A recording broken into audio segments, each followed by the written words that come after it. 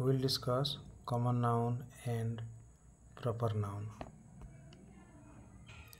First of all, definition. Okay, what are common nouns? A common noun is the name given to any person, place, animal, thing or idea in general. साधारण अर्थ रे गोटे common noun होची जो नाम दिया जाय थाए जेकोसी व्यक्ति स्थान पशु जिनिस आइडिया पाई. It is not the special name of anything. कौन सी जिनिसर यह स्वतंत्र नाम नुहे. It always begins with a small letter unless it is the first word of a sentence. यह गोटे वाक्यर जदि प्रथम शब्द हो न थाए ताहले यहाकू स्मॉल लेटर द्वारा लिखा जाए. देख एग्जांपल सहित बुझा. Example 10 numbers of example. Fast होची बॉय BOY बॉय. यानी बॉय रो अर्थ बालक समग्र बालक जाति को बुझाई थाए. से यह कॉमन नाउन. गर्ल झील पिला समस्त झील पिला बुझा. कौन से निर्दिष्ट झील पिला नुहे सबू झील पिला आम गर्ल शब्द व्यवहार करते. सेमती CITY सिटी.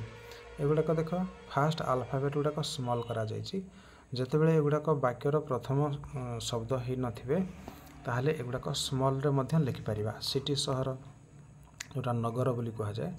तो निर्दिष्ट नगर विषय उल्लेख न करिकी जदि आम कौन सिटी विषय कहते ताहले सेटा सिटी शब्द व्यवहार करते.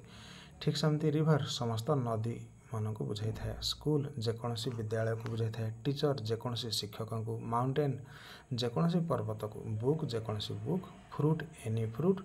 एनिमल एनी एनिमल को आम बुझी था. एगुड़ाक कॉमन नाउन है. तापर एबे बुझा प्रॉपर नाउन कह जाए. क्या प्रॉपर कहले निर्दिष्ट निर्दिष्ट विशेष्य. A proper noun is the special name of a particular person place animal thing or event. कौन से निर्दिष्ट व्यक्ति निर्दिष्ट स्थान निर्दिष्ट पशु निर्दिष्ट जिनिस बा निर्दिष्ट घटनावली को आम प्रॉपर नाउन कही था. It always begins with a capital letter. एवं यह जेहेतु कौन सी नाम को बुझाई थाए तेणु निर्दिष्ट नाम को बुझाई थाए तेणु से कैपिटल लेटर रे लिखा जरूरी. वाक्यर आरंभ रे थाउ बा मझे थाउ बा शेष रे. Example Ravi. Ravi is name of a person. जड़े व्यक्तिर नाम रवि अटे तेणु R should be always capital. Then second Delhi. Delhi is name of a city. Then 3 river Ganga. एठी निर्दिष्ट नदी विषय कहुए गंगा तेणु रिवर गंगा है. यहाँ है proper noun. Mount Everest. Then Taj Mahal. एगुड़ाक सब कैपिटल अल्फाबेट रे आरंभ हो. इंडिया. देन होली निर्दिष्ट उत्सव. देन पैसिफिक ओशन निर्दिष्ट ओशन विषय कहुई. देन माइक्रोसॉफ्ट एक पर्टिकुलर कंपनी विषय कहुई. द टाइम्स ऑफ इंडिया यह निर्दिष्ट नाम को बुझाऊँ. एगुड़ाक प्रॉपर नाउन कह जाए.